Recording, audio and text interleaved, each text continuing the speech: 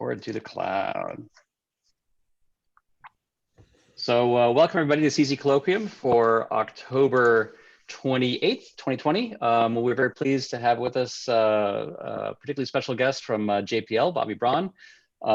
Jim Bell is going to introduce him in a moment. Are there any announcements from CC leadership? I didn't get any information that there is. Just a quick moment here. Minnie, Ramon, you got anything that you wanted to tell everybody? Nope, other than, I know Minnie wants me to do this, remind everybody that we're having a community conversation tomorrow at noon. Check your email for an email announcement about that with the Zoom URL. So Minnie and the rest of the CC leadership team will be there to talk about whatever updates they want to provide us. So with that, I will turn it over to Jim to introduce Bobby. Great. Thanks, Ariel, and welcome everybody to this, what's going to be a great colloquium. It's a real pleasure to introduce Dr. Bobby Braun. He's got more than 30 years of experience as a systems engineer, technologist, leader of a variety of organizations. Since just this year, he's been the director of planetary science at JPL. He just started that position. He's also a professor of aerospace at Caltech. Those of you who read his bio know that he got his PhD in aeroastro from Stanford, a master's from GWU in aeronautics, and a BS in aerospace from Pennsylvania State University. I think of Bobby technically as an EDL guy. I think we might have crossed paths back on Mars Pathfinder, where you started, applying that kind of those ideas and that expertise to one of many space flight missions that Bobby's been involved with. And so at JPL, he's responsible now. He leads the lab's activities in planetary science, not just active missions, but formulation of new missions. He's previously served as the Dean of the College of Engineering and Applied Science at UC Boulder. He was a faculty member at Georgia Tech. He was a member of the technical staff at NASA Langley. He was the NASA chief technologist. So you can see this incredible record of, both academic and governmental activity in space sciences and planetary science. He's a member of the National Academy of Engineering, AIAA and AAS fellow, and he's written hundreds and hundreds of technical publications. Bobby, it is great to welcome you here to ASU, and we're really looking forward to hearing about your thoughts on what's going on at JPL and the JPL-ASU relationship. So welcome. Great. Thank you, Jim. Really, I'm really excited to be here. Oh boy, I gotta figure out how to share a screen though first. There it goes. I wish I could be with you on campus. We were just talking. I would very much like to get back to the ASU campus, and one day when the world allows, meet in person with students and see some of the facilities and some of the great progress that's been going on there. There's no doubt that ASU is a leader in planetary science. You have some of the top faculty in the field. You have some of the best instrument and mission capabilities. And of course, at JPL, ASU is very well respected and is a one of our strategic university partners. I've of course known of ASU for a long time. I'm an engineer by background, but I've spent almost all of my engineering career focused on planetary science and space science missions. And that's a natural draw for an engineer to a place like ASU, where there's real cutting edge science happening. So it's great to be here today, even virtually. What I want to try to do in this talk is tell you a little bit about what I'm doing at JPL. It's interesting, you point out that I'm responsible for the portfolio of planetary science missions at JPL. And that's true. But it's also true that I'm a new employee at JPL. I've only been at, I haven't quite been at JPL for a full year. And in that time, I've been heavily engaged in organizing the lab towards a brighter planetary science future. I've been involved in management and leadership of some of the flight projects and some of the missions that are in operations today, as well as formulating some of the future missions. And so I want to talk about that a little bit. But I also want to talk about the people side of planetary science, which is very important to me. Not just the missions that we do, but how we do them, and how the face, if you will, or the persona of our missions that are portrayed publicly, and how important it is from a representational point of view for those faces to be diverse, so that we draw more and more young people into educational and career paths aligned with science, technology, engineering, and mathematics. So I'll touch on a number of those different topics in this talk. I realize it's a plethora of topics, and so I'll be jumping around a little bit. But I wanted to kind of seed a discussion, and hopefully we can actually turn this a little bit into a discussion as I go through this. Okay, so planetary science. Boy, what a great time to be a planetary scientist or to be engaged in our world's planetary science exploits, an engineer, a scientist, frankly, someone working in communications or business or in the arts. There's so much going on in planetary science. This is a depiction that I got from Lori Glaze, who's the director of planetary science at NASA headquarters, depicting all the missions that NASA, either NASA missions or international missions that NASA is a part of today, around our solar system, around Mars, at the moon. There's just a lot going on. These missions span the gamut from conceptual studies that are still in formulation to missions like Psyche, led out of Arizona State, that are well on their way into development, to missions that are operating at Mars, at Jupiter or elsewhere. And it's really, it's been an honor actually to be a very, very small part of some of these missions over the last several decades. And it's something that I, frankly cherish about my professional career. Now, JPL is not responsible for every planetary science mission. I just want to be clear about that.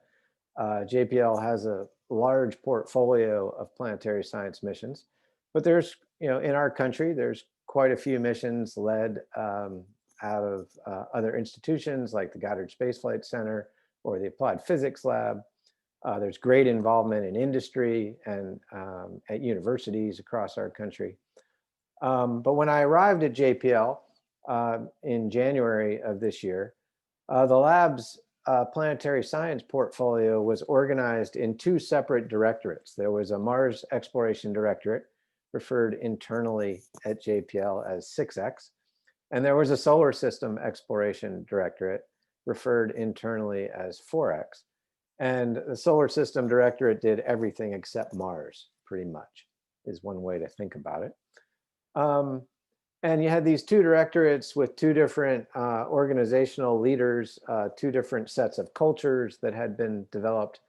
They actually were housed on the same floor of the same building, but there was a wall that went right down essentially the middle of that floor. And there was a little door, and you could actually argue that sometimes that door seemed locked, because over time, the Mars Directorate developed a certain culture and way of operating, and the Solar System Directorate developed a certain culture and way of operating.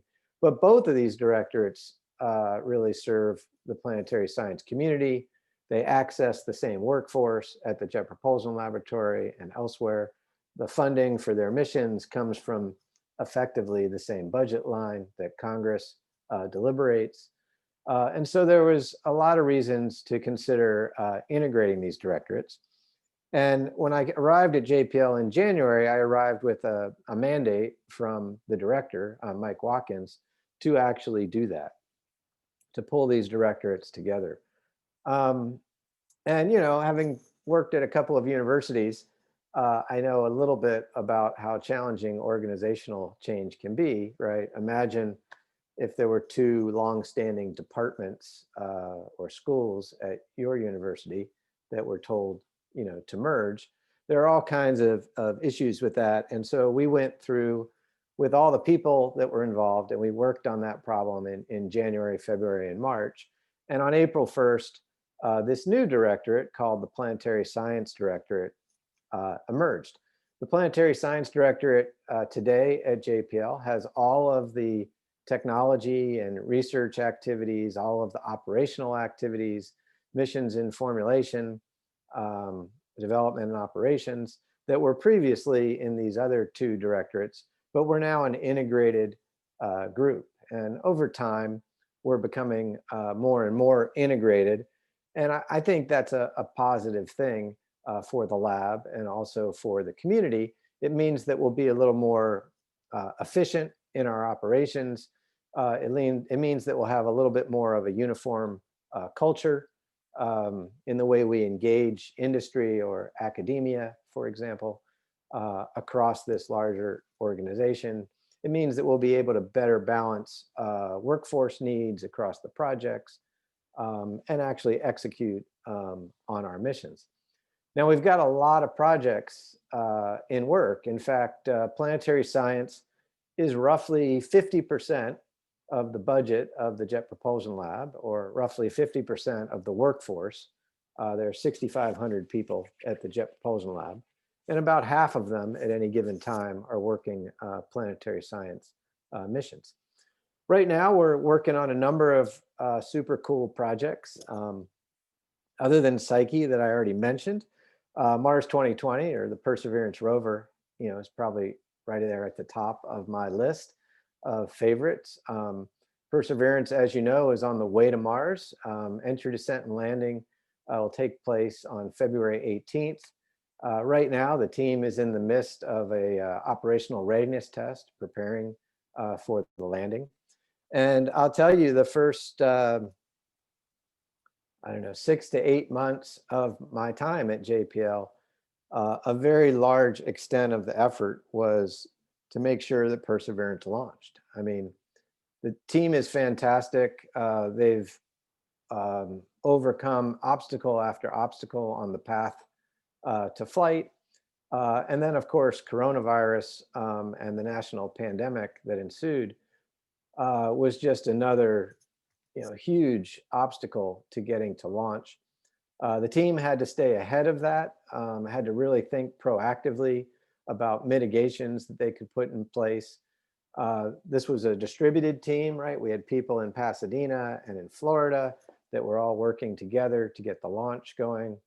United Launch Alliance had a lot of people across the country working to get that going. And we ran into some technical problems as well. But as you know, Perseverance launched successfully, and it's actually right down the pipe, headed towards Mars. Things are looking really good there. In addition to Psyche, the other big mission that we have going on at JPL at the moment is Europa Clipper. Europa Clipper is headed towards its critical design review, which is the final review before we get into integration and test kind of activities. Clipper is the largest planetary science mission that JPL has done in a long time, perhaps ever, from a budget perspective and from a workforce perspective.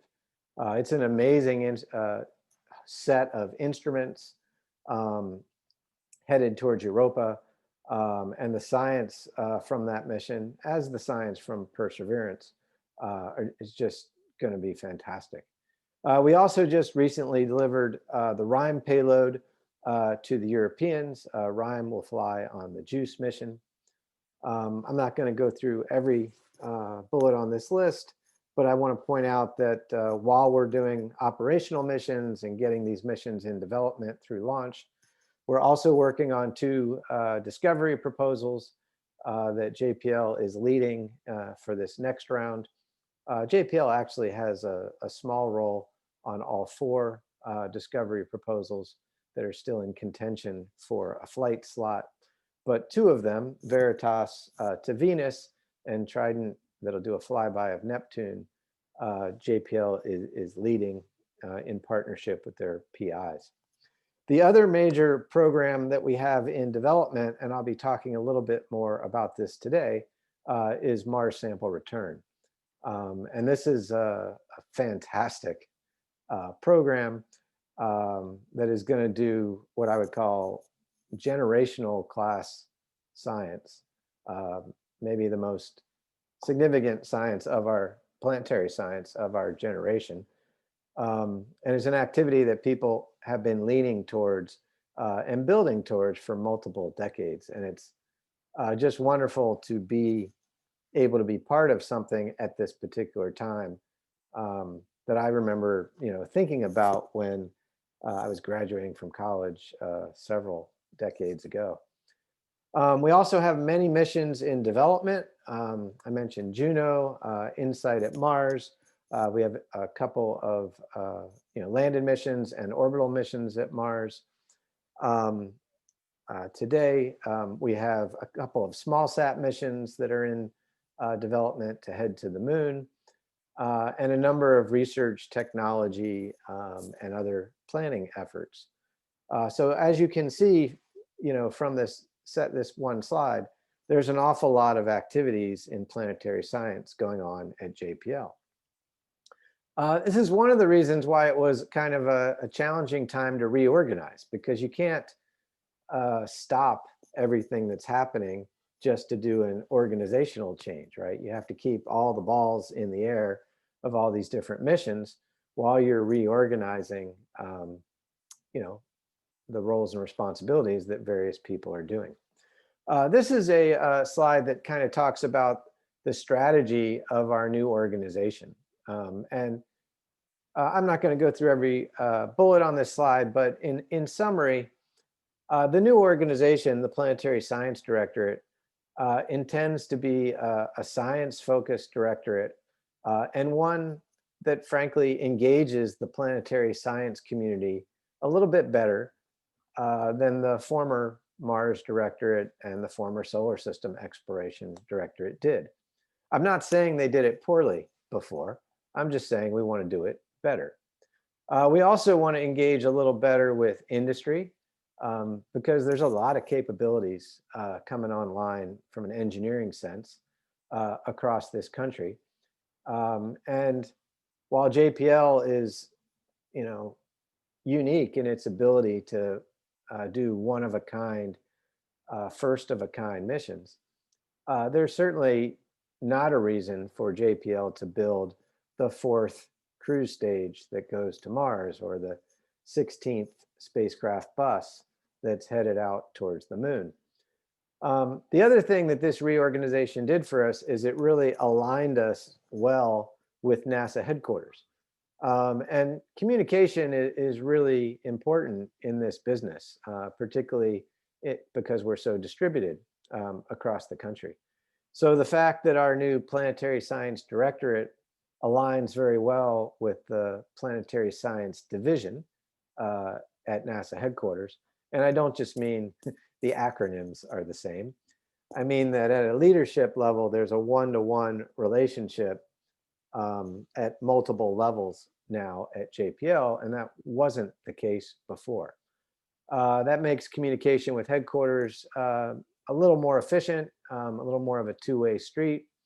And I also say that an integrated planetary science organization at JPL makes communications with the planetary science community and the decadal survey and all of those activities just a little bit more effective, a little more efficient. in total, our strategy for the new organization is to position the community. And I really mean that, the community, not position JPL, but to position the planetary science community for the grand planetary science missions of our future. And there's some great missions going on now, but boy, I tell you, in the next 10, 15 years, there's some even more amazing missions that are just in formulation today. And I'm really looking forward to being part of some of those. So it's nice to have a strategy, but what does this mean? You know, what do I do every day in my job? What I think I do is I take that strategy and I think about it, I sleep on it, I think about it over the weekend, and I plan my time around it. But on a day-to-day basis, what I'm doing are the items that are on this slide. I'm making sure that our current projects are executing successfully. It's very important that they achieve their technical goals and their science goals, but it's just as important that they get done on time and that they get done within budget. Because when they don't, they basically eat the seed corn of some future mission. It's also important that we continue on with the Mars exploration program. The Mars exploration program has been assigned to JPL. This assignment was made a couple decades ago. And I would argue that the Mars exploration program has been fantastically successful. It may be the only true example in NASA of a program where each mission is connected to each other mission and builds on the past. So that in RIT total, we're advancing the state of the art all the time. That program being hosted at JPL is very important to the culture of JPL. It's very important to the persona of the lab. And I think it's one way that JPL makes really significant contributions to the planetary science community. At the same time that the Mars exploration program, the MEP, is going to continue, we're in the midst of planning a new program called the Mars Sample Return Program, which headquarters has decided to execute independent or separately from the Mars exploration program.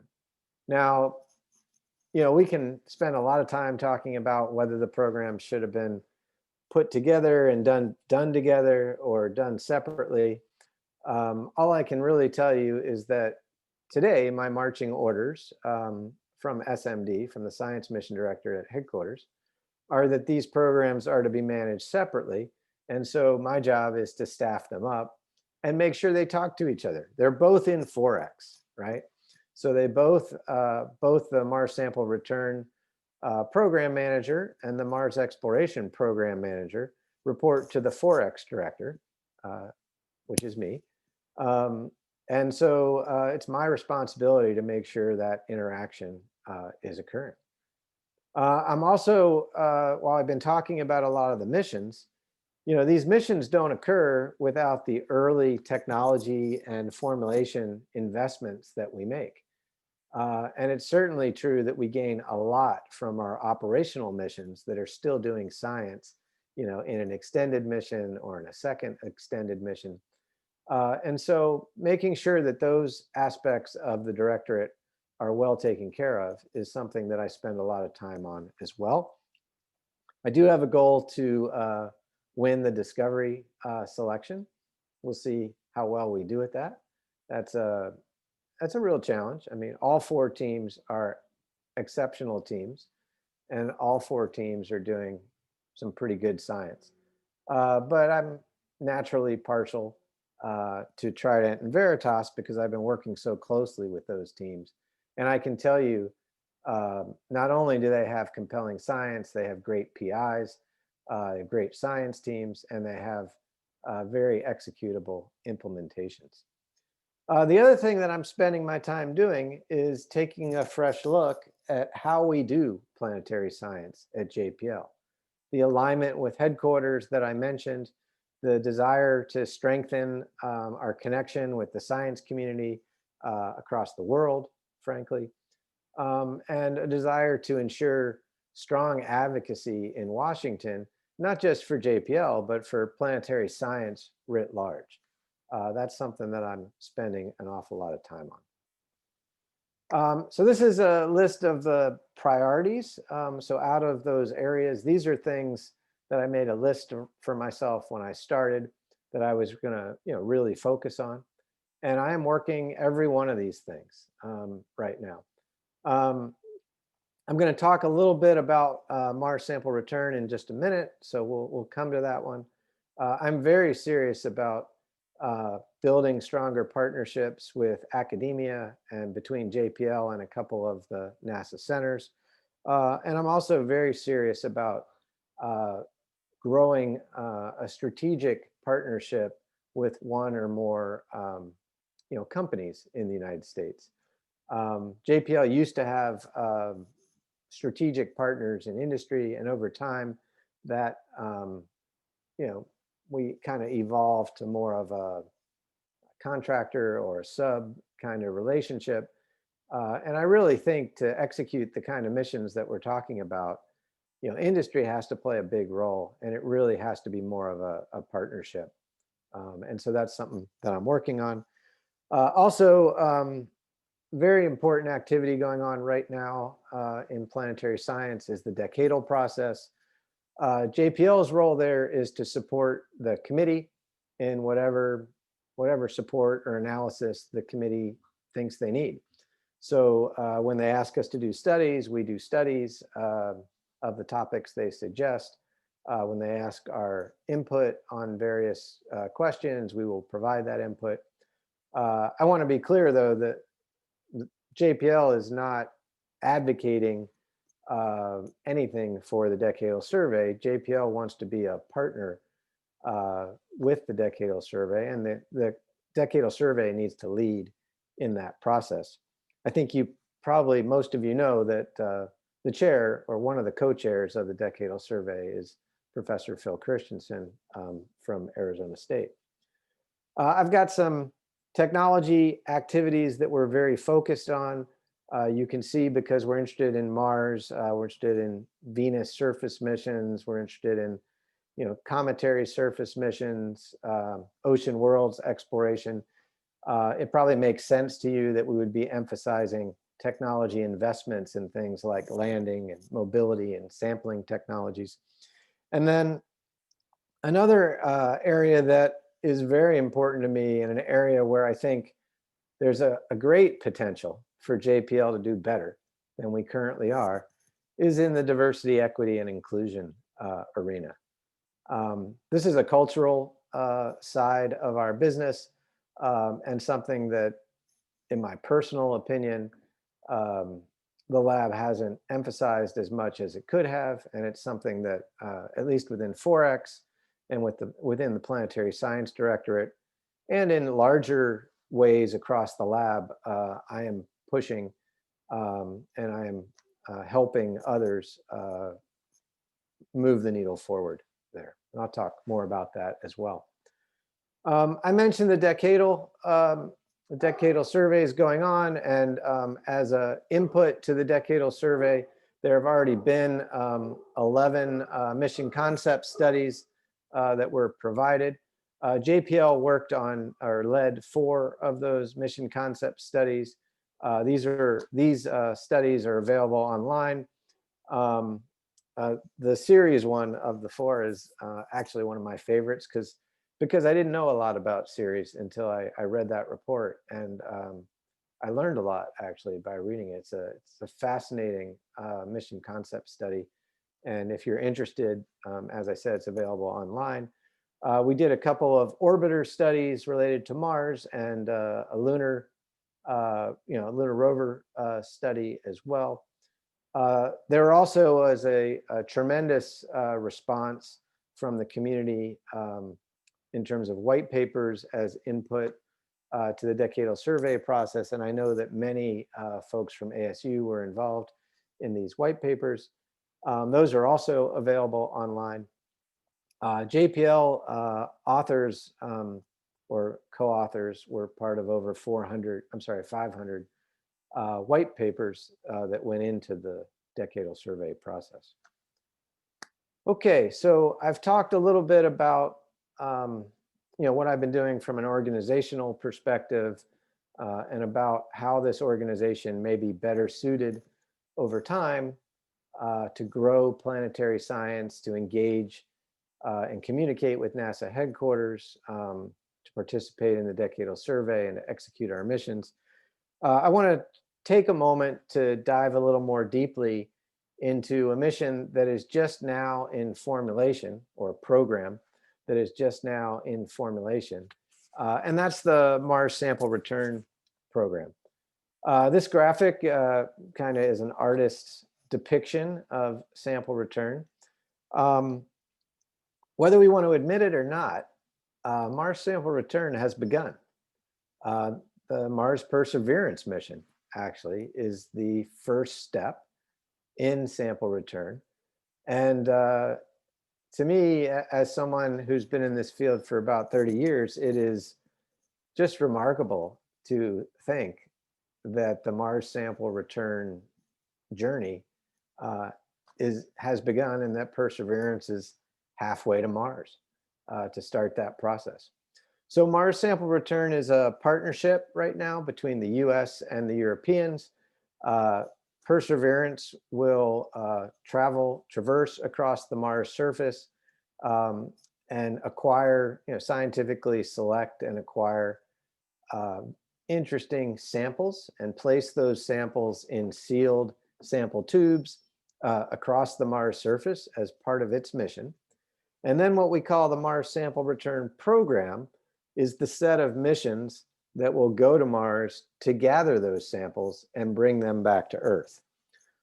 Bringing the samples back to Earth is a tremendously powerful way to do science, because once the samples are back, much like the Apollo samples that were returned in the late 60s and early 70s, then you have those samples here for all time. As new theories are developed, they can be tested. And just think about the instrumentation that you have available in your labs at ASU and that are available at universities or laboratories across the world that can't be miniaturized and qualified for spaceflight and sent all the way to Mars, right? Bringing pristine samples back from Mars for analysis with Earth-based equipment is a tremendously powerful way to advance Mars science. And by advancing Mars science, frankly, we're learning more about ourselves, about where we came from, are we alone, where we might be headed. So this mission is also the first robotic round-trip planetary mission. And I know there's a lot of interest and a lot of excitement about the idea of sending humans to Mars. And depending who you talk to about that, about returning them safely from Mars, I think that's a good idea, at least, to have that capability. But in many ways, Mars Sample Return will be a pathfinder. And I use that term for Jim Bell. Mars Sample Return will be a pathfinder for human exploration, in a sense, as well. It's a much smaller scale, just like the Sojourner rover is much smaller in size and capability than Perseverance. So Mars Sample Return consists actually of 3 flight missions and a receiving facility here on the Earth. So 3 launches, 1 ground element.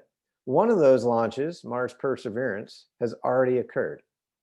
It's not on the surface yet, but we hope it will be soon in February.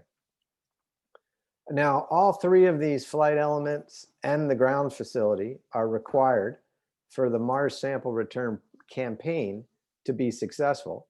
But the way NASA headquarters has chosen to organize this effort, the Mars 2020 mission, Perseverance, and the sample receiving facility, grayed out on the right-hand side there, will continue to be managed by the Mars Exploration Program. And that's really where the science is, right? Perseverance is doing science. The sample receiving facility will handle, manage, and allocate the samples when they're back here on the Earth. And so that leaves the two flight missions in the middle, numbers 2 and 3 on this slide. And that's the provenance of the new Mars Sample Return program. If you think about it, there's very little science in those two flight elements.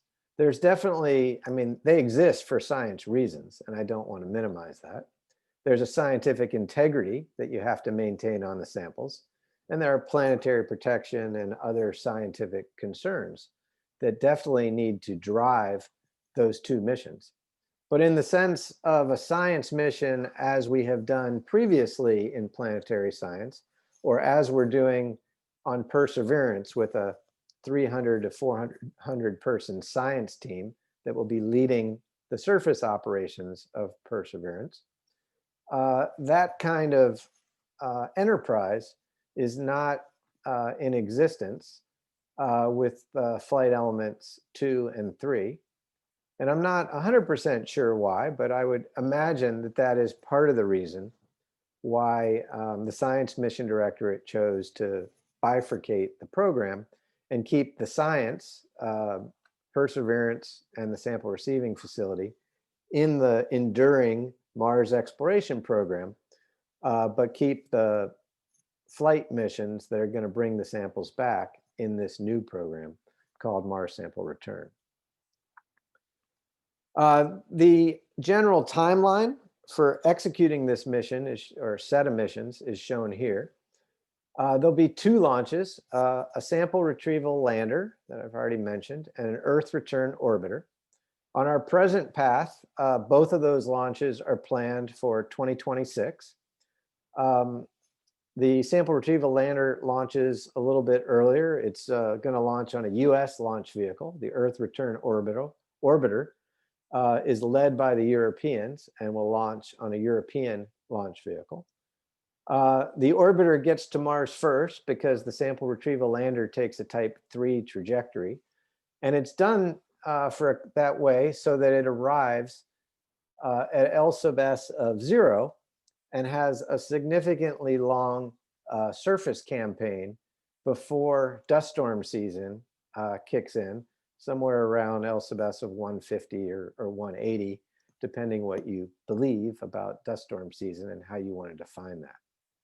So that leaves from L sub s of 0 to L sub s of, let's say, 150 or so. That leaves about 13 months on the Mars surface, as shown in the diagram on the bottom. And those 13 months are going to be very well choreographed in advance.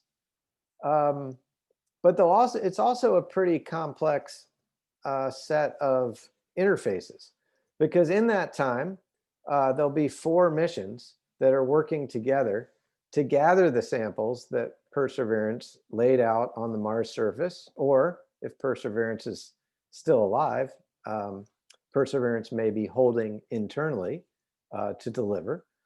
And so those 4 missions are shown in the bottom part of this slide. The Earth return orbiter, of course, providing relay support, and then ultimately catching the samples when they're lofted into orbit. The sample fetch rover, which is the second element right here of the 4 on the surface. This is a rover that's going to be around the size of the ExoMars rover built by the Europeans and delivered to the surface by the sample retrieval lander.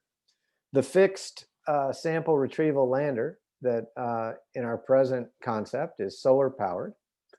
And on top of that sample retrieval lander is a Mars ascent vehicle, in addition to the fetch rover and a robotic arm. And then Mars 2020, or Perseverance itself, that I mentioned, may still, will hopefully still be alive on the Mars surface and operational. And so we have 2 ways to gather the samples and bring them to the sample retrieval lander. We then have an arm on the sample retrieval lander that can gather the samples and place them inside of a vault that we call the OS, the orbiting sample. And then when that vault is full, it's placed inside the ascent vehicle, and that ascent vehicle is launched into Mars orbit. And so for the first time, by the way, we'll be launching from another planet. That's a pretty cool milestone, in my opinion.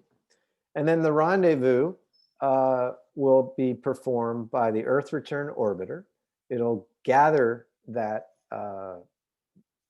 container of samples, capture it, contain it further from a planetary protection standpoint, and then load it into an Earth entry vehicle before the Earth Return Orbiter departs Mars on a round trip back to Earth. When it gets back to Earth, the Earth Return Orbiter points the Earth entry vehicle for just the right spot on the Earth and lets it go, and then does a deflection maneuver, to miss the Earth, if you will. And that's the sequence of events there. Now, one thing that makes this mission feasible, from my point of view, and is very different than anything we've ever done in the recent past on Mars, is when we go to land the sample retrieval lander, we're going to know precisely where we want to land. It's not really a debate. When I say precisely, we're going to, as a community, be able to make that decision in advance. And so we are basically going to have the same kind of performance from an entry, descent, and landing standpoint that Mars 2020 had, but we're going to add enough fuel to be able to fly out all the errors in that flight and do true pinpoint landing. Our predictions right now are that we can land on the Mars surface within plus or minus 20 meters of any designated spot. And when I say any designated spot and we're going to know where to go, what I'm really saying is that Perseverance will have conducted a large portion of its mission before we even launch to Mars. So this is a reference traverse that the Perseverance team has been using for a good bit of time. In the upper right there, you can see the Jezero landed ellipse. That's where Perseverance is going to land. We don't actually know where in that ellipse Perseverance will land because it doesn't have the pinpoint landing capability that I was referring to. But after it lands in that ellipse, it will conduct its science mission. And you can see in the lighter color, at least for this reference scenario, where it may travel during its primary mission and during one or more extended missions. It may travel out of the Jezero crater region, up over the rim of the crater and, for instance, towards Midway. And as it travels, the Perseverance will have the ability to take samples at multiple samples of the same location or different samples from a region. And then the decisions that we'll have to make in operations of Perseverance is, what do we do with those samples? Do we keep them all on the Perseverance rover? Probably not, actually. Do we, once we get a certain number of samples of a certain science value, do we create a depot, perhaps in the Jezero crater region, before we take Perseverance up and over that crater rim, which is, relatively speaking, a risky operation? Do we make 2 or 3 other depots along the way? All of that is still open at this time, and it's a matter of, it's a risk trade that the science community needs to consider very carefully. And there's actually a group of scientists that were competitively selected recently by headquarters as participating scientists on the Perseverance science mission. They're called return sample scientists. And I believe Minnie is one of these scientists. And they're charged largely with thinking about this strategy and thinking about the return potential of the science sampling activities of Perseverance. Now, what I want you to also see on this slide is the greener, by the way, I'm colorblind, so I think it's green. The greener color, or the darker color, I would say, on this slide. Those are locations where the sample fetch rover, because it's much, you have to remember, it's smaller than Perseverance, and it has a shorter lifetime because of the operations of SRL and dust storm season, right? So it only has a year. It doesn't have multiple years. So it's not going to be able to, for instance, land all the way in the upper right and traverse all the way to the lower left. But what you can see in this slide are different numbered spots where SRL can land, and the sample retrieval lander can land in any of these locations. And then from those spots, you can see where the sample fetch rover can operate. And that's the set of decisions that I was referring to earlier. We will know before the sample retrieval lander launches, we will know where the samples are, and we will know which samples are of higher value than other samples. We don't know that today because Perseverance hasn't executed its mission. But we will know that in the near future, and we will use that thinking to enable the Mars sample return planning. And some of that work has already begun, as illustrated by this figure here. Now, another really interesting facet of Mars sample return is the fact that there are a long, what people worry about is there's a long sequence of events to do this round trip mission. And it all has to go right? Obviously, Perseverance landing has to be successful, or what I'm talking about here is moot. Similarly, the Mars ascent vehicle flight has to be successful. The rendezvous has to work. We have to do the back contamination, breaking the chain activities successfully. The Earth entry vehicle has to work. For the sample retrieval lander to land, pinpoint landing has to work. This is all true. And if you just line up all these events and you assign them a random probability of 90% or 95%, 99% even likelihood, when you multiply that chain together, you'll get worried. I know you will, because I did that and I was worried.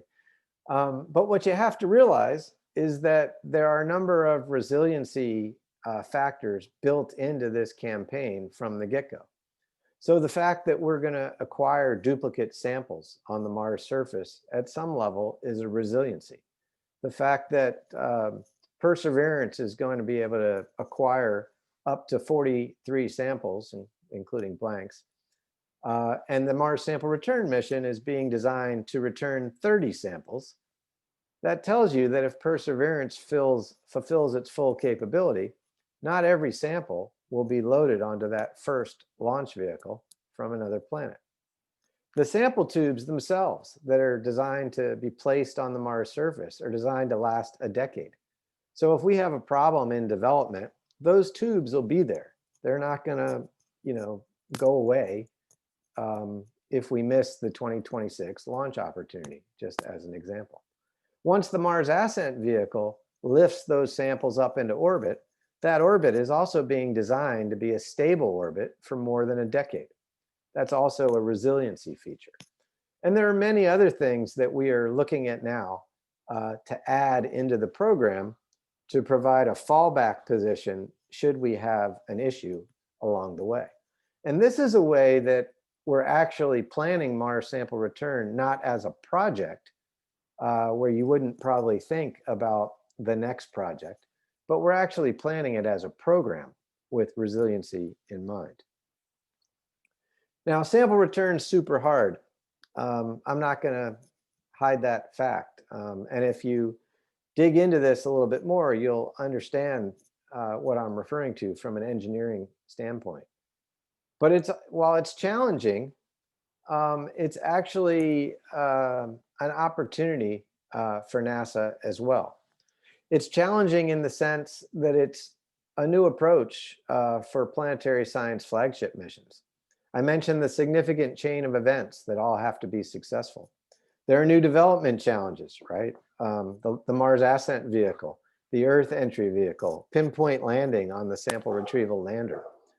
And to get this done within the schedule that we're talking about and within the cost as well is going to take significant management attention. That is all true. But we're building off of past successful experiences like Mars 2020. There were a whole bunch of challenges in front of the Perseverance team, and they overcame each one. The Clipper team is in the midst of doing the same. So is Psyche, by the way, and they're doing a fantastic job. So while there are challenges in these missions, there also is a great opportunity. And, you know, with launch of Perseverance, it gives me great pleasure to say that the Mars Sample Return campaign is underway. And that campaign is drawing from among the best talent across the country and actually across the world in staffing up so that we can address some of these challenges. In my view, Mars Sample Return is the most important planetary science undertaking of my generation. The last decadal survey had it listed as its top priority.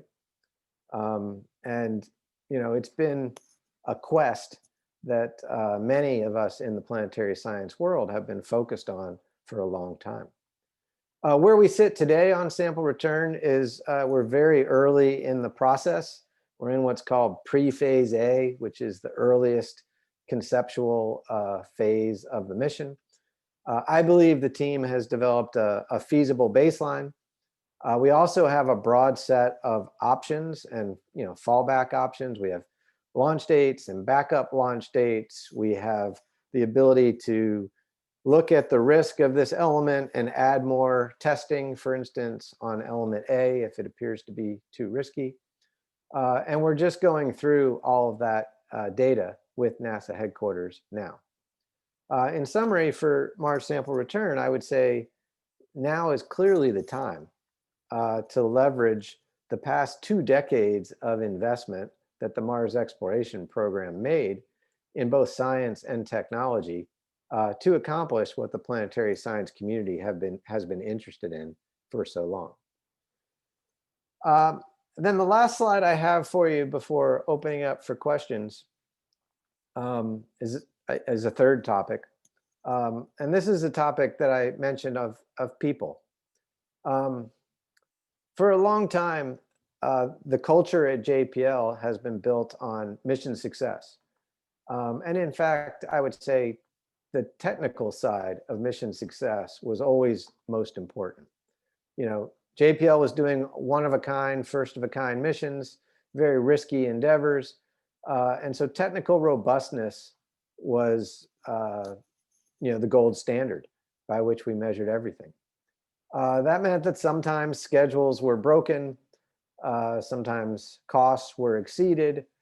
And it also meant that sometimes people weren't included because they came from the wrong school or they had the wrong, you know, wrong in quotes, by the way, the wrong background or what have you. In my view, going forward, mission success is not enough. Yes, we want to be successful in every one of our planetary science missions, but how we accomplish those missions and who we are that is accomplishing those missions is equally important. JPL exists to grow the planetary science community. It doesn't exist for itself. And in many ways, JPL has an unparalleled opportunity to lead STEM organizations in diversity, equity, and inclusion. This is something that I'm very passionate about. And this is something that I intend to continue to push at the lab. By the way, I'm not the only one. I'm speaking from a personal perspective, but the lab leadership, you know, has reflected on this and is wanting and willing to make change. In fact, we've recently come out with a inclusion policy as part, not a policy, an inclusion statement as part of the JPL cultural values, and some actions that we're going to be taking in the near future and over long term to be more transparent, to be more equitable, to collaborate better, and to set very large goals, not just for what we're doing, but for who we are, and measure our progress towards achieving those goals.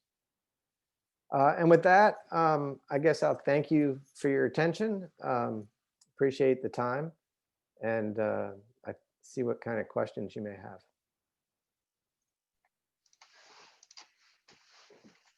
Thanks. That was a great overview and really cool to learn about the sample return program and the distinction between that and Mars exploration, and a lot of comments in the chat and elsewhere echo that. We got a bunch of questions. Let me ask you, first of all, what's your time like? Do you have a hard stop at 4:30, or can you run a little long? Because Oh, no, I was planning to be here till 5 if I needed to be. all right, so because we definitely got a bunch of questions, and Okay. I'm sure Sorry people if are I going to, some talk. people Sorry if want to I stick around talked a here. little long. I apologize for that. No, it was cool. It was great stuff. So I'm just going to launch in the questions, Jim, unless you have some other suggestions. Otherwise, I'll just dive into these. Go ahead, Harold. Take it away. Go for it. Great. So yeah, I'm just going to do these in order. They're all great questions. So Timothy Peterson asks, how is the SLS delay, the Space Launch System delay, affecting Europa Clipper? Read Space News. Go to a fun one right away. Read Space News and you'll hear all about it. I don't have a great answer for that question. I don't really follow it on a daily basis. It doesn't affect Clipper in the sense that the law states that Clipper will launch by 2025. And so the Clipper team is taking that to heart. And we're actually on a pace to launch Clipper by 2024. And so we have margin against the date that is specified in the law. All right. Over to Mars. Jose Giraldi asks, what are the current ideas being discussed at NASA in regards to actually launching from Mars? Oh, how's the launch actually going to work? Yeah. Or is that still to be determined? No, well, we're working on it. But so the launch vehicle, realize this is a smaller launch vehicle, which means, by the way, it's about the size of a person. It's going to be a 2-stage launch vehicle. The first stage will be guided, and there's a debate right now about whether the second stage needs to be guided or if it could just be spin stabilized and unguided. It will have telemetry and an optical beacon on board. So we'll be able to, from a critical events perspective, we'll know about its flight during the first stage, and we'll be able to track it during the second stage. And then the orbiter, because of the optical beacon, the orbiter will track it optically and line up for rendezvous. All right. Other sample collection related questions. Jenna Moore asks, will Mars sample collection return mission teams be reevaluating their strategies after the recent hiccup with the OSIRIS-REx over collection? Are there lessons learned there? Well, there is definitely a lesson learned there. By the way, OSIRIS-REx is a fantastic. Uh-oh, you just froze on us.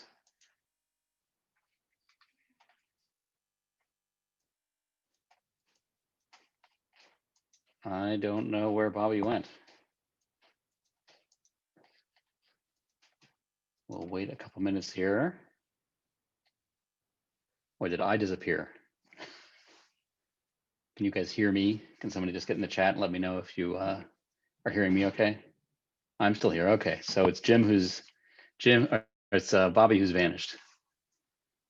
Well, we'll wait a minute or two here and see if he pops back in.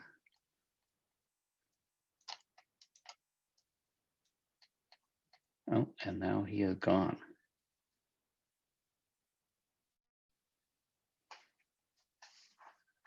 Let's see.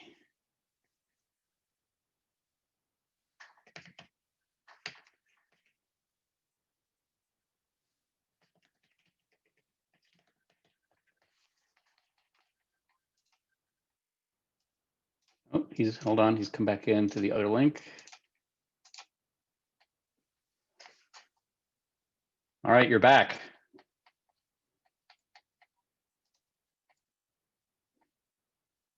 Let's see. Can you hear me now? Yes, we can hear you. Hey, you can't Sorry about dodge that. the questions that easily. Yeah. I really didn't like that question, so I was trying to get out of it. Yeah. Would you mind? My computer died. I don't know why. Would you mind That's okay. repeating the question? Sure. We just have to hope that doesn't happen during Mars exploration. Will Mars sample collection return mission teams be reevaluating their strategies at all after the recent hiccup with OSIRIS-REx? Oh, yeah. And the over collection. Well, absolutely. So first of all, the issue there, and I don't blame the team. It's a fantastic team that did the work, but in a sense, it's a failure of percent chance that the asteroid you're going to is covered in sandy material, and you get there, and it turns out that assumption was incorrect. It's a real challenge for the flight system. So, I think and then, with the collection where they collected more than they wanted to, I mean, that's an amazing, you have to design your system for both less and for more, right? And oftentimes engineers are very pessimistic and they focus on the less scenario. And so I think, that's a great example where you have to design for both sides of the equation. When there's uncertainty, right, you could get less or more in this case. And that's what happened. Now, what we're doing in terms of sample return, I don't think it really drives us, but it does drive Perseverance. And Perseverance has been exceedingly, has had a significantly robust test program where they've looked at all kinds of materials that they're going to try to core and drill and capture into these sealed tubes. By the way, these sealed tubes are the cleanest spaceflight hardware that we've ever sent into space. It's actually this test program was so significant that these tubes were the last hardware delivered to the launch vehicle before launch. Way to make a special airplane flight of these tubes to get them integrated into the flow. With all the clean hardware, to be honest. So I think we've done a really robust job of testing those capabilities. So I'm okay with it. All right. We're going to do at least one more science question, and there's a bunch of questions about diversity, equity, inclusion that we want to get to some of those too. So this is more of a sort of policy question here. I've heard some people in the planetary science community talk about Mars science and studying other planetary bodies in the solar system as disparate goals that are at odds with each other. How do you approach balancing the need to advance Mars missions with the scientific interest people have in other quote unquote neglected planets when funding is a limiting factor? Yeah, I think that's a false choice at some level. I do appreciate the question, by the way, and the perspective, but most Mars scientists, or most scientists that go to the mpaign meetings that you would call Mars scientists, are really planetary scientists who just happen to be interested in Mars for a particular investigation. And they're really interested in studying Mars because it tells them about the early formation of the solar system. Just like the moon tells us about, studying the moon talks about a particular time in solar system formation and Earth formation. I think that a lot is made, unfortunately, because we have a outer planets advisory group and a Mars advisory group and VEXAG and Venus. The planetary science community, because missions are targeted for specific planets, the planetary science community tends to organize itself in these along these lines. But in reality, there's much more that unites the planetary science community than divides it, in my personal view. All right. So there's a bunch of questions here around diversity, equity, and inclusion. Some have to do with harassment in the workplace type questions. Others about are there ways, what is NASA going to be doing to minimize biases in hiring and mission PI selection and things like that. I think Minnie asked an overarching question, which maybe I'll just ask this one, and you can address however you want beneath that. She says, Bobby, for the great talk. Can you please speak more specifically to things that JPL is doing or planning to do toward addressing the diversity, equity, and inclusion goals, especially as these relate to leadership and participation in planetary missions? So kind of an Sure. omnibus question. You can take it whichever direction you want. There's a whole bunch of issues, as you can imagine, that people are interested in. Sure. So, I mean, first of all, we're shining a light on it, and we're talking about it. And that in itself is different than it was just a couple years ago. And when I say we're talking about it, I mean at all levels of the institution. We're not putting in place quotas or anything, of that nature. But it is something that is at the forefront of a lot of the discussions. The lab, you can think of this a couple different ways, right? So let's break it down into internal to JPL and external to JPL. Internal to JPL, there are a lot of things we can do in our hiring practices, just as an example. There are a lot of things we can do in our promotion, evaluation, annual evaluation and promotion processes to make them more equitable, more transparent. And we are trying to do that. As one example, all the organizations at JPL are having diversity, equity, and inclusion listening sessions by the end of this calendar year. I don't think that's ever happened before in JPL history, right? Where the leadership of each section or group is, and these are facilitated sessions. The leadership of each organization or group is hearing stories, if you will, with no attribution from the employees in those groups or sections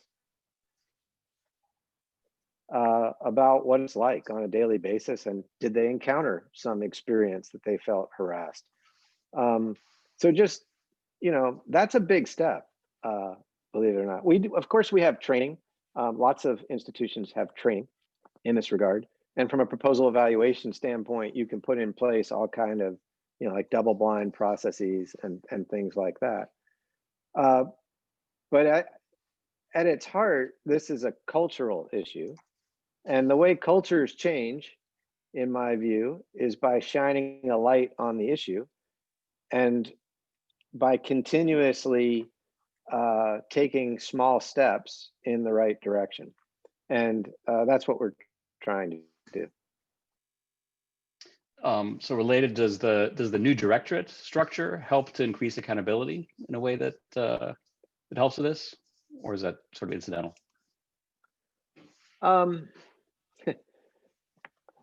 I hope so. It's only been like 6 months. I think that the new directorate structure eliminates a barrier.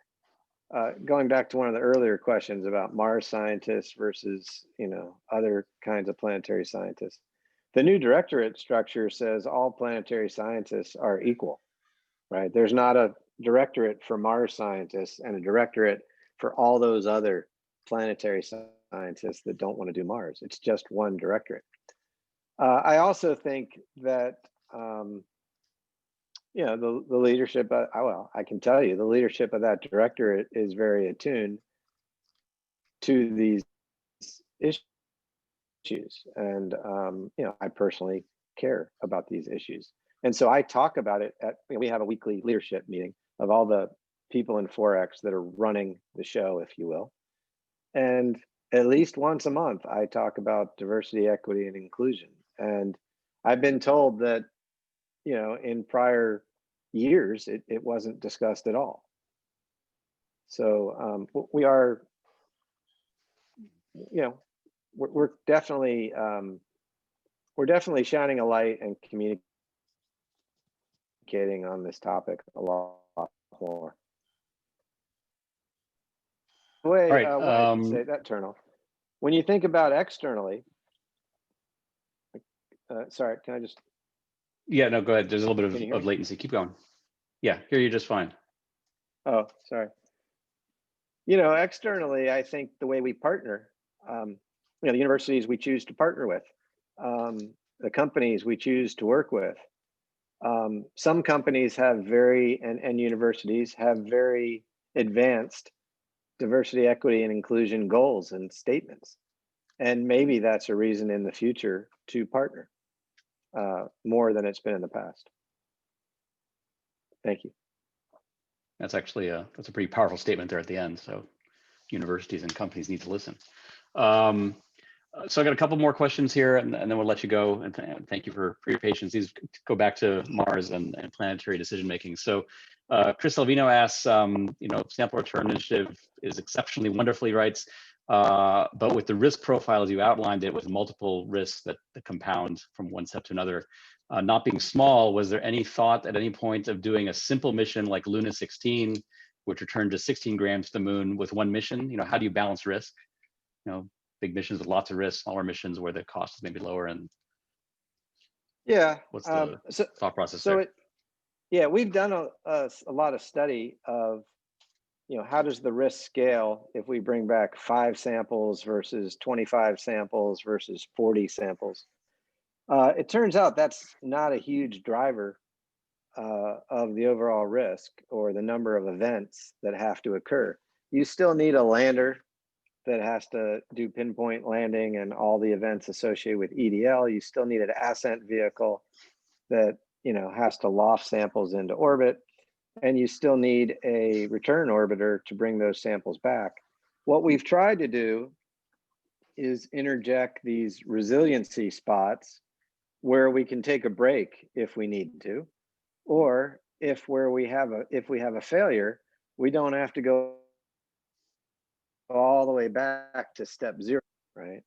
So just as an example, we all must believe that Perseverance is going to land safely, because we're not building a second copy of Perseverance, right? And obviously, if we have a problem on February 18th with landing Perseverance, we do have to go all the way back to step 0. But once we get past that landing point, and once Perseverance starts gathering samples, we don't have to go all the way back to 0. We just have to go back to the last stop, which in that case would be the sample retrieval lander.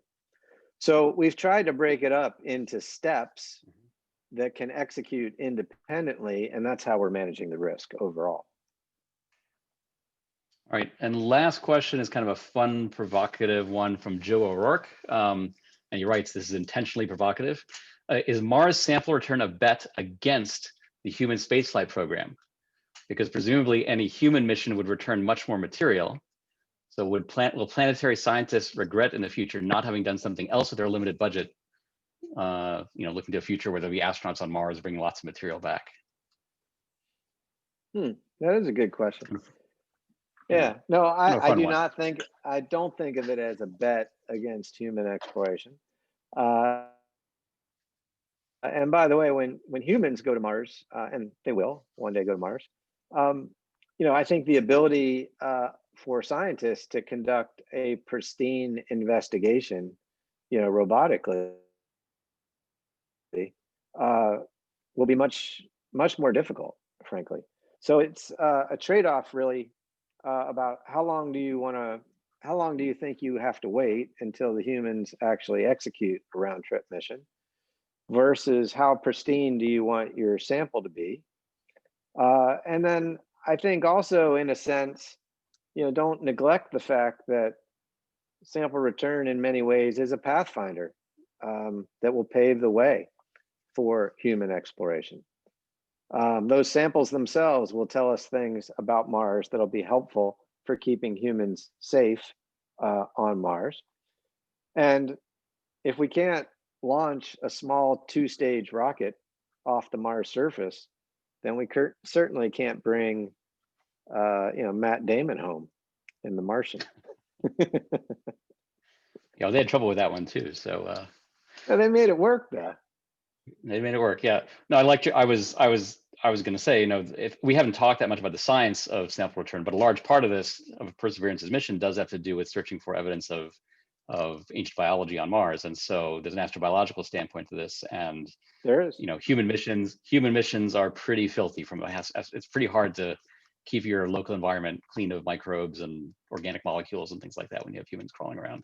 So that's probably a very strong answer for why it's useful to do a kind of a sterile mission first. Yes, I agree. If you can do it. Yeah. All right. Well, thank you very, very much. That was great. Lots of good questions. And Thank you. appreciate your patience, staying on a little bit longer and coming here in the first place. Thanks very much. It was very special. Yeah, I look forward to seeing you all in person one day soon. Take care. We'll make it happen somehow. Thank you very much. Bye-bye.